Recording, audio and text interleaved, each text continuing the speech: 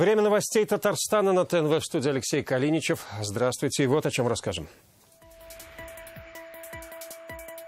Рустам Минниханов с рабочим визитом в Нидерландах. Основные туристические маршруты сейчас запроектировать. Что может измениться в республике после ряда деловых встреч? Алия Хайрудинова.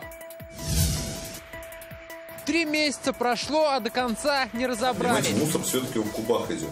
Но вот расчетные единицы являются у вас посадочные места. Как после мусорной реформы бизнесмены должны платить за вывоз отходов, узнал Дмитрий Аренин. С потолка идет дождь. Ковер у нас на полу вот плавал. Почему альметьевцы со страхом встречают весну? И как капитальный ремонт стал роковым? Филюза Хамидуллина. Сила веры. Провели вот, щекотку будем делать. Как в Казанском поселке строят православный храм и как помочь стройке, знает Анна Городнова. Президент Татарстана сегодня с рабочим визитом находится в Нидерландах. Главные вопросы – дальнейшее развитие сотрудничества и налаживание взаимовыгодных торгово-экономических отношений. Сегодня это государство – важный партнер республики. В 2018-м товарооборот с Татарстаном вырос на треть. С какими проектами вернется президент, расскажет Алия Хайрудинова. В кампусе высоких технологий иностранная речь. Президент кивает, поддерживая. С компанией Philips Татарстан знаком. Передовые технологии давно внедрены в систему республиканского здравоохранения. Однако и тут время не стоит на месте. Рустам Минниханов делает акцент. В республике одна из важнейших задач – улучшение качества жизни и увеличение ее продолжительности. Ваши технологии, оборудование помогают сохранить жизни наших людей, и мы видим, что процесс инновационный идет, и современные технологии позволяют уже решать те задачи, которые в недавнем прошлом казалось бы невозможным.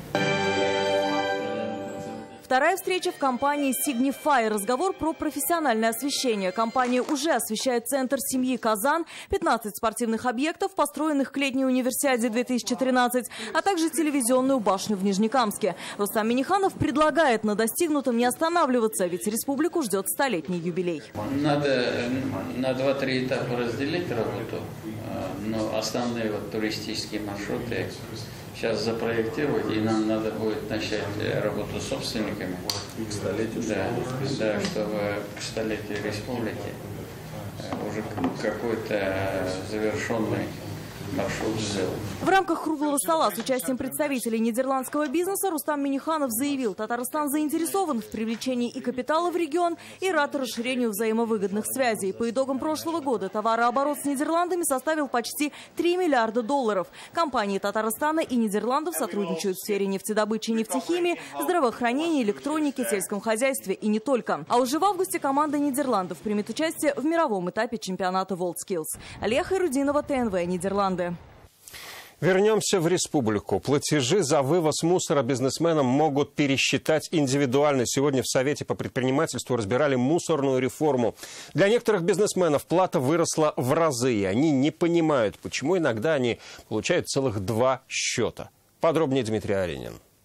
Расценки исходили, если раньше, из квадратного метра, из кубического метра. Сегодня говорят о том, что расценки исходят из посадочных мест. За куб платили 350 рубля, новое начисление 493 рубля. Если по году, то прирост на 42%. Такая большая разница у рестораторов. Как сегодня жаловались бизнесмены, с Нового года за вывоз мусора им приходится платить значительно больше и не понимают, за что. В том, что мы социально озабочены, да, вывозом нашего мусора и его переработкой, или просто в том, что появился новый оператор, и мы, увеличив тарифы, мы теряем свою прибыль, соответственно, снижаем рентабельность. Руководители региональных операторов объясняли, что действуют строго по новым правилам. Мусор все-таки в кубах идет. Но вот расчетные единицы являются у вас посадочные места. Соответственно, берется количество посадочных мест, умножается на 1,12, умножается на 439. Получается годовая сумма. Как добавляют, бизнес может платить не по нормативу, а по факту выброшенного мусора. Для этого нужно организовать раздельный сбор и специальным образом оборудовать контейнерную площадку. Для тех же предпринимателей, что расположили свой бизнес в жилых домах, уйти от норматива не получится. В жилом доме на первых этажах. Многоквартирный дом, первый этаж. И мне нужно оборудовать свою контейнерную площадку. С ними договор заключается исключительно по нормативам, по 922. Ответьте на вопрос, им не нужно отдельную контейнерную площадку? Нет. При этом все расчеты нужно вести непосредственно с региональным оператором. Считают его подрядчиков незаконны, а как говорят, такие уже появились. Как сегодня стало понятно, многим ничего не понятно, и это одна из главных проблем. Достаточно много вопросов, новый порядок, новые процедуры, многие не знают, как с этим работать. Сегодняшняя разъяснительная беседа была первой. Мусорное непонимание собираются развеивать и в будущем. Дмитрий Айринин, Алмаз Зиединов, ТНВ, Казань. Создали бизнес на селе и окупили его, но вот денег на стратегическое развитие нет. Следующая история про предпринимателя из Высокогорского района. Он вместе с товарищами создал кооператив. Разводят скот, производят молочные продукты, сами продают. Сергей Хайдаров вникал в суть сельского бизнеса и посмотрел на точки роста.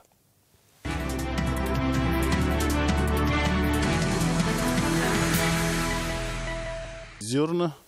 И фураж, и патока, и солома. Все это можно назвать одним словом – монокорм. Затем, что и когда едят рогатые, Ленар Латыпов следит внимательно. Говорит, это и есть главный залог качества. Эта ферма появилась в Высокогорском районе в 2010 году. Сейчас здесь 250 голов скота, 130 из них дают молоко. На голом поле организовали. Из ничего, можно сказать, благодаря субсидиям, дотациям. Начиналось все с 28 голов, вспоминает Ленар. Ферма росла, появлялись помещения, оборудование. Ближе к работе предприниматель построил свой дом, чтобы, не отрываясь, следить за телятами. Кстати, для них недавно подвезли автопоилку. Может кормить 40 телят. Здесь вот автоматически подается смесь. Мы сюда загружаем один мешок. Здесь внизу там бойлер стоит. Воду сам до 42 градусов нагревает. Сейчас на этой ферме работают 5 человек. Ленар, его жена, сын и еще 2 односельчан. За день получают 2 тонны молока. Чтобы работать эффективнее, решили создать кооператив еще с 2 семьями. Получилось разделение труда. Одни растят скот, другие получают и перерабатывают молоко, третьи его продают. Но молоко дешевеет, прибыль едва покрывает расходы. На текущие проблемы хватает, а вот именно на стратегические, на развитие вот чуть-чуть не хватает. Но на месте стоять не собираются. Уже в этом году предприниматель планирует завести на ферму коров венгерской породы. Надой у них в 2-3 раза выше. Надеется, что они и новый доильный аппарат принесут, наконец, долгожданную прибыль на дальнейшее развитие сельского бизнеса. Сергей Хайдаров, Айзат Шаймарданов, Александр Вольнов, ТНВ, Высокогорский район. Более 200 тысяч татарстанцев в этом году будут жить комфортнее. Об этом сегодня сообщил журналистам заместитель главы Минстроя Республики Ильдус Насыров. По республиканской программе в этом году капремонт проведут почти в 1000 многоквартирных домов. Столько же отремонтировано и в минувшем. В домах меняют лифты, обновляют кровлю, фундамент и проводят реконструкцию фасада. В этом году также будут устанавливать видеонаблюдение и пандусы. Вообще виды работ собственники определяют сами. Они вкладывают в ремонт дома около 60% необходимых средств. Остальные из республиканского и муниципального бюджетов. Стоит задача окончания производства работ, сезонных работ к середине августа месяца. Сезонная работа – это работы на кровле, работы на фасаде, на отмостках, работы по инженерным системам, прежде всего теплоснабжению, водоснабжению, канализации. Мы ставим задачу перед подрядчиками завершить к началу отопительного сезона. А жители одного из домов Альметьевска капремонт вспоминают недобрыми словами и со страхом встречают весну. С потолков уже 8 лет течет вода. Подрядчики неправильно сделали крышу, говорят они. Переделывать ее уже некому. Кто теперь должен нести ответственность, разбиралась Филюза Хамидуллина. А тут, смотрю, прямо ручейка. По откосу течет ручейка. Тот день Альфия Гиниатуллина вспоминает с ужасом. В начале марта с потолка потекла талая вода. Мебель, ковры, все плавало. И так каждую весну. Она рассказывает, тогда 10 лет назад при капремонте якобы неправильно сделали крышу. Протечка связана с кровлей. Кровля неправильно покрыта. У нас дом сделан буквой «П». и где стык, там во время таяния снега лед тает и протекает нашу квартиру. Какая посуда у меня имеется, все у нас в использовании, потому что я боюсь. В страхе живут и ее соседи. Так в начале марта весь дом остался без света. Замкнула проводка. Первые дни еще меньше капало.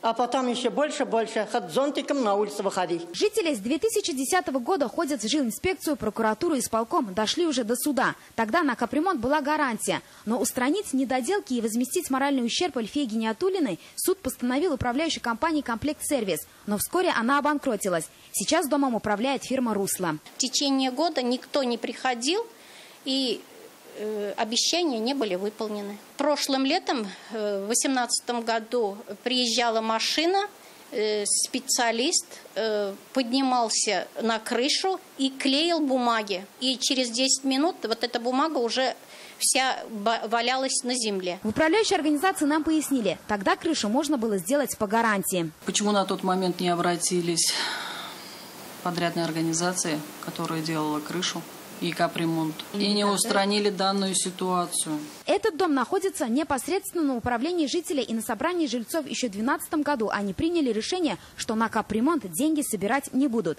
А значит, средств на счету управляющей компании на это нет. Работы на крыше, говорят, столько, что текущим ремонтом это не является. Мы сегодня обратились в жилинспекцию. Здесь вопрос взяли на контроль. Но в любом случае у нас идет предписание до 30 мая, чтобы мы устранили данную ситуацию. Вопрос сейчас решается. Мы будем следить за ситуацией. Фируза Хамидуллина, Ирик Хабибуллин, ТНВ, Альметьевск. Платили лишнего 2,5 года. Прокуратура требует вернуть переплату за отопление жильцам дома 54 на проспекте Ямашева. В ходе проверки сотрудники ведомства выяснили, что с мая 2015 по декабрь 2017 года собственникам необоснованно начисляли за отопление почти 3 миллиона рублей. В адрес председателя правления ТСЖ «Мечта» прокуратура внесла представление. И потребовали произвести перерасчет. Требования ведомства в ТСЖ проигнорировали. За это руководителя товарищества оштрафовали на 2000 рублей. После этого прокуратура обратилась в суд с иском к ТСЖ «Мечта» об обязании исполнить требования закона и произвести гражданам перерасчет средств за период с 1 мая 2015 года по 31 декабря 2017 года. Исковое заявление находится на стадии рассмотрения. Причиной отравления детей хлором в Балтасинском бассейне стал неисправный датчик очистки воды. Специалисты Роспотребнадзора выяснили причину происшествия. Напомним, 29 марта в Балтасинскую ЦРБ из бассейна Долкен были доставлены 8 детей. Пациентам поставили диагноз отравления хлором. В ходе расследования выяснилось, 28 марта датчик автомата очистки воды в малом бассейне работал с нарушением. На следующий день во время проведения в бассейне технических работ появился резкий запах хлора. Сейчас работа объекта приостановлена. По данному факту возбуждено уголовное дело. Храм-1 – дело общее. Его возводят буквально всем миром. Пенсионеры, меценаты, епархия. В казанском поселке Борисково осветили купола и начинают отделку нового храма. Это будет церковь Ильи Пророка. Инициатор священной стройки – местная жительница. Ей за 80 и уже 6-й год. Это дело всей ее жизни. Работы еще предстоит много. Как помочь доброму делу, расскажет Анна Городнова.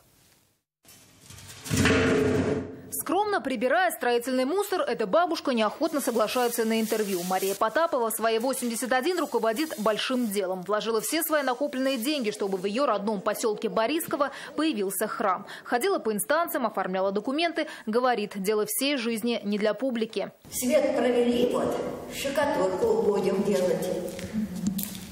Еще воду провести надо, канализацию надо делать. По кирпичику, благодаря пожертвованиям местных жителей, меценатов, поддержки епархии, храм вырос, и теперь на нем сияют купола и кресты. Накануне их осветил владыка Феофан. Этот фундамент заложили еще в 2013-м. Уже тогда этому месту дали название «Церковь Ильи Пророка». Она строится на месте бывшего храма, который в свое время разрушили большевики. Святыня будет вмещать до 300 человек и станет местом притяжения всего поселка. Бабу Машу знают все в округе и очень рады, что в их поселке появится и православный храм. Душа просто радуется. Когда я сюда приехала 20 лет назад, даже вот не было ощущения, что будет впереди радость. А тут вот радость. Я вот татарка по национальности.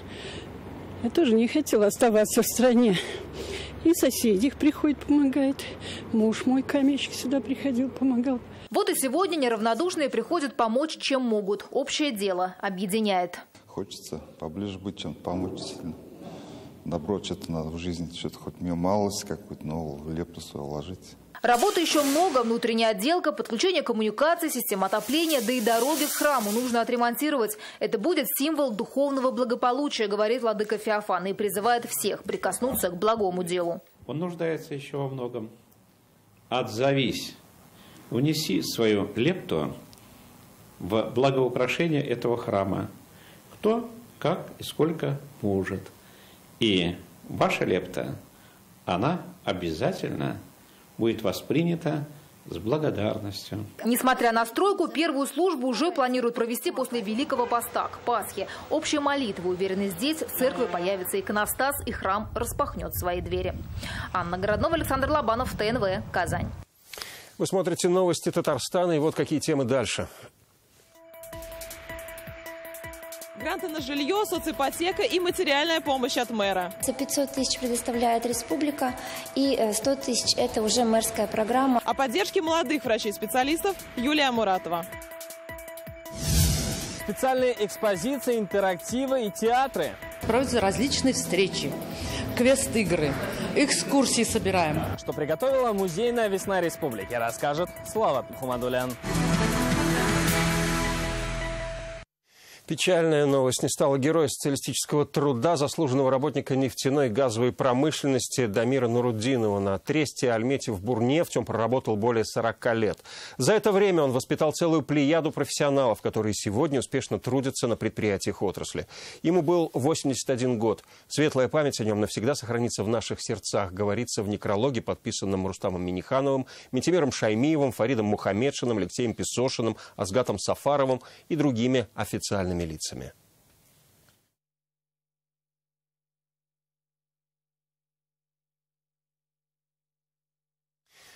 Сегодня Алексей Песошин провел заседание Совета директоров сетевой компании. Обсудили итоги минувшего года. Энергетики республики добились значительных улучшений в показателях. Сократили число сбоев и потерь. К сетям подключили почти 19 тысяч пользователей. 18 тысяч получат повестки, служить пойдут 3300 человек, на 200 больше, чем годом ранее. Военный комиссар Татарстана сегодня рассказал об особенностях нынешнего весеннего призыва, кому военные будут отдавать наибольшее предпочтение и какие войска пополнят призывники, Рамиль Галиуллин расскажет. Сухопутные войска 53% от задания на отправку. Татарстанские призывники пополнят также военно-морской флот, воздушно-космические силы и Нацгвардию. Всего этой весной повестки получат 18 тысяч призывников. Служить пойдет примерно каждый шестой. Чем старше и образованнее, тем больше шансов отправиться защищать родину. В эту весеннюю призывную кампанию по 4 военно-учетным специальностям служить отправятся 720 призывников. В основном это механики, водители категорий С и Д и водители БТР. Возраст новобранцев, как и раньше, от 18 до 27. Новшество этого года – правила постановки на воинский учет. С февраля все организации должны сообщать в военкомат о сотрудниках, не вставших на учет. Отсутствие у граждан регистрации по месту жительства и месту пребывания не освобождает их от обязанности стоять на воинском учете и не может служить основанием для отказа в постановке их на воинский учет. На призывном пункте новобранцев ждут новые комплекты форм, обуви и принадлежностей. Также выдаются телефоны, льготные сим-карты и наборы призывника. За работой комиссии будут следить военные прокуроры. Это проверка, доведения до призывников всех положенных норм довольствия, это как продовольственного, вещевого, медицинского. Ну и также создание благоприятных условий при переезде призывников. Первая отправка татарстанских призывников на службу намечена на 20 апреля. Сам же призыв продлится до середины июля. Срок службы, как и ранее, 1 год. Рамиль Галиуллин, Данил Филатов, ТНВ, Казань. Гранты на жилье, соципотека, а кое-где и материальная поддержка от города. Такую финансовую помощь предлагают врачам-специалистам по всей республике. Все для того, чтобы покрыть дефицит медицинских кадров. Благодаря программе «Земский доктор» миллионный грант получили уже более 500 человек. Тему продолжит Юлия Муратова. Здесь все нормально. То есть тут рентген, по флюорографии все. Такого специалиста, как Светлану Старикову, в 6-й Челнинской больнице искали давно. Здесь всегда не хватало врачей-эпидемиологов. У Светланы за спиной уже большой стаж, но купить жилье на зарплату врача у себя на родине так и не смогла. Узнав о программе грантов для врачей в Татарстане, приехала в Челны из Перми и вскоре получила полумиллионный грант на квартиру и возможность приобрести ее по соципотеке. 500 тысяч предоставляет республика, и 100 тысяч – это уже мэрская программа поддержка молодых специалистов. Я получила квартиру в 63-м комплексе. Это новый комплекс нашего города. Получив 500 тысяч, врач обязан отработать в одной больнице не менее 5 лет. На такие гранты может рассчитывать любой специалист, независимо от возраста и стажа. Главное условие – отсутствие жилья по месту работы. Благодаря такой поддержке со стороны нашего президента республики Рустама Нургалиевича нам удалось за весь период привлечь других регионов только в нашу поликлинику 10 врачей разных специальностей. В этой больнице свои квартиры получили уже 10 недавно трудоустроенных врачей. Плюс ко всему молодым специалистам дополнительно выделяют 100 тысяч по программе поддержки от мэра города. В случае рождения ребенка еще дополнительно выделяются деньги, то есть списываются с ипотечного кредита. Из-за нехватки врачей больше всего страдают малые города и сельская глубинка. Обеспечивать больницы дефицитными кадрами помогает программа «Земский доктор». Благодаря ей молодые специалисты находят постоянную работу в селе, получают свой первый капитал и опыт. Городские больницы в среднем укомплектованы на 80%, в то время как в районах эта цифра не превышает и 40%. Поэтому уже 8 лет молодым врачам, уезжающим работать на село, выплачивают 1 миллион рублей. И таких специалистов уже более 500. Юлия Муратова, Ильшат Аюпов, Александр Лобанов, ТНВ, Казань, Набережные Челны. Где и что пьют в Татарстане, где в республике пивная и водочная столица, а также какие районы самые пьющие. Читайте об этом в аналитике реального времени. Наша первоапрельская шутка удалась. Сегодня в редакцию обрушился шквал звонков от зрителей, которых заинтересовал вышедший накануне репортаж про выращивание пальм в Татарстане. Звонят с федеральных каналов из самих Нурлат. В этом сюжете речь шла о планах на производство пальмового масла в Нурлатском районе республики. Эту информацию кто-то воспринял всерьез, несмотря на то, что на календаре было 1 апреля. Азбуку важных слов вспомнил сегодня Рустам Минниханов. На своей страничке в Инстаграм он выложил видео, где знаменитые артисты, спортсмены, блогеры на татарском и русском языках называют важные в жизни человека слова и дают им краткое определение. В проекте приняли участие Владимир Алекна, Альмира Калимулина, Резида Саляхова и другие. У культуры нет границ, но есть корни, которые нельзя забывать. Азбука важных слов. Сегодня день рождения всемирно известного автора детских сказок Ганса Христиана Андерсена. Заодно и Международный день детской книги. Сегодня в Дании вручают премию имени Андерсена, а в школах всего мира рисуют плакаты сказочников. Что сейчас читают самым маленьким, расскажет Илья Хайруддинова. Вот это мое детство. Вот такие были рисунки и книжки такие были. Ну, просто качество было, конечно, похуже. А рисунки... Ильдар Минулин в детстве любил читать Жюль Верна. Детство давно ушло, но и сейчас яркие обложки манят. Им очень нравилась именно нарисованность с хорошими рисунками, чтобы рисунок был интересный. В перестройку яркие с картинками были товаром дефицитным. Сейчас полки магазинов пестрят. Только Таткнигиздат выпускает в год 30 детских книг. Тираж зависит от спроса. Максимальное количество – 4000 экземпляров. Наша задача – это, конечно же, стать ближе к читателю, дать ему все возможности, чтобы книгу можно было читать, чтобы ее можно даже было слушать, и можно в любой момент приобрести. Спросом пользуются и аудиокниги. 100 детских можно скачать и слушать. Для юных непосед картонные книги, книги-гармошки и не только. Научить детей любить читать можно по-разному. К примеру, эту книгу можно не только прочесть, но даже соорудить из нее целый настольный спектакль.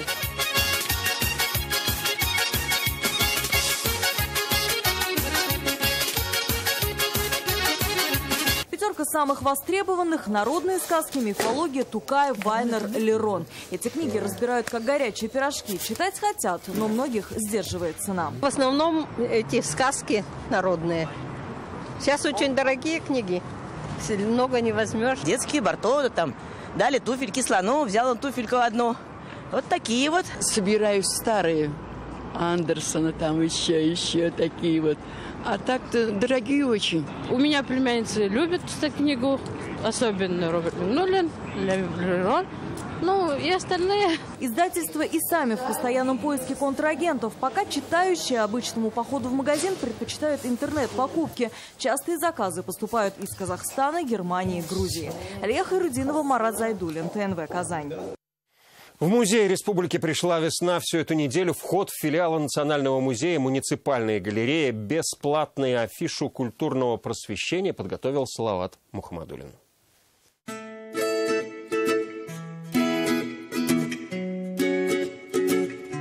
Солнце греет, птицы поют, весна, пора гулять и культурно просвещаться. В музеях республики специальный марафон для нас, посетителей. В Татарстане «Музейная весна». В этом году она посвящена году театра, подготовке к столетию ТАССР и году рабочих профессий. Вот сейчас, например, идет творческая встреча с актерами и создателями иммерсивного спектакля «Анна Каренина».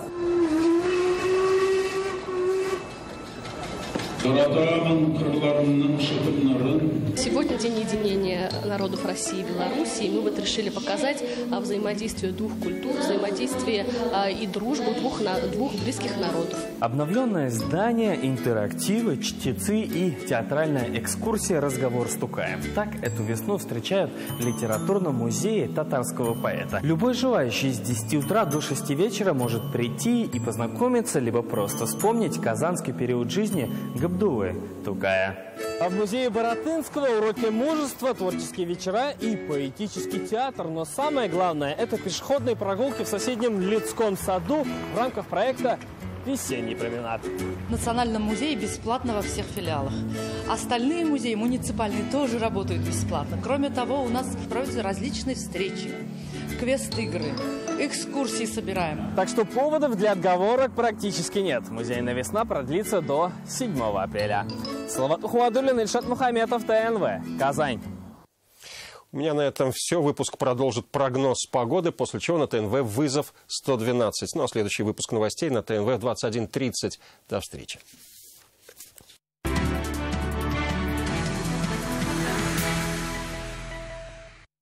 Добрый вечер. Новости спорта на ТНВ, в студии Алмаз Гафиятов. Битва за первое место продолжается. Баскетболисты «Уникса» второй раз в сезоне обыграли лидера чемпионата московский ЦСКА. Игра прошла в Москве и завершилась успехом казанцев со счетом 83-73.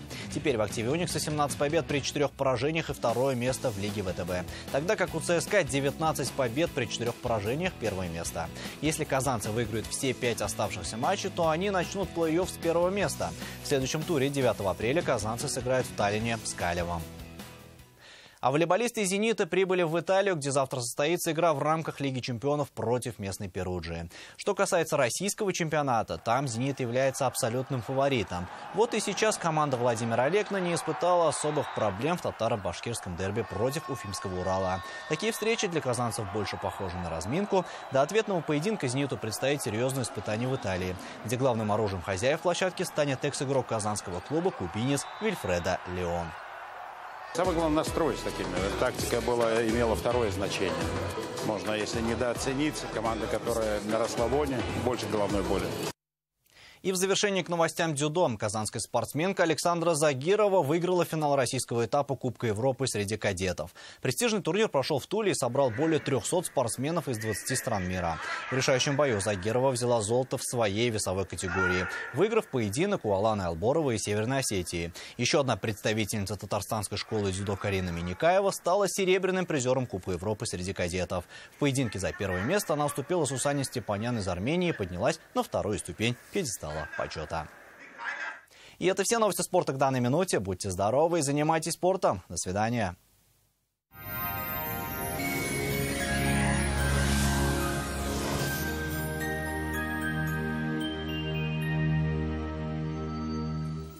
Здравствуйте. Весенние ветра – ветра надежды. Желанны, но пока что холодны. 3 апреля ветер будет северо-восточный, порывистый, будет солнечно. О погоде после небольшой информации. Вам нужен шкаф-купе. Качественный, недорогой по вашим размерам. Данил Мастер исполнит ваше желание. Успейте заказать со скидкой 20%. Danil-master.rf. Телефон 2 167 166. По данным сервиса Яндекс.Погода, на юго-востоке в Бугульме, Бавлы, Азнакаево переменная облачность, местами возможен небольшой снег и +3. На северо-востоке, в Нижнекамске, Набережных Челнах, Елабуге осадки не ожидаются, тут 4 градуса выше нуля. На севере Татарстана, Менделинске, Агрызе, Менделеевске солнечная погода, без осадков. Для северо-запада 3 апреля будет ясным и теплым, +5. На юго-западе, в Болгаре, в Буинске, Дрожжаном переменная облачность, без осадков и также 5 градусов выше нуля. В центральных районах, в Чистополе, Альметьевске, Мамадыше синоптики обещают +4, переменная облачность и местами с небольшим снегом. И еще одна интересная информация. Спонсор показа ООО «СМУ номер 12». Торопитесь приобрести однушки и двушки по выгодной цене. ЖК «Приволжский» – это кирпичные дома с индивидуальным отоплением на берегу Волги. Хотите посмотреть? Приезжайте. Запись по телефону 561 08 81. Жилой комплекс «Приволжский» – это уютные квартиры с индивидуальным отоплением в экологически чистом районе Казани. Звоните 561 08 81. Удивительно комфортный, уютный, целебный, очень вкусный. Санаторий для всей семьи. Бакирова. Наш санаторий. Бесценные дары природы, максимальный комфорт и гармония. Санаторий Бакирова – это эффективные лечебно-оздоровительные процедуры, уникальные программы по лечению мужских и женских заболеваний и специальные скидки для членов профсоюзов. Бакирова – курорт родного края. Лечитесь на здоровье. О погоде в столице. В Казани ожидается солнечная погода, без осадков. Дневные температуры +4, +6. Ветер северо-восточный, порывистый. Атмосферное давление в норме 761 миллиметра ртутного столба. Влажность воздуха 56%. В магнитном поле Земли без заметных возмущений. И еще одна интересная информация. Автоцентр «Луидор Казань» – официальный дилер ГАЗ в Татарстане по продаже и обслуживанию автомобилей ГАЗ. Время покупать новый автомобиль с выгодой до 318 тысяч рублей. Только в автоцентре ГАЗ «Луидор». Телефон 8 800 2002 402.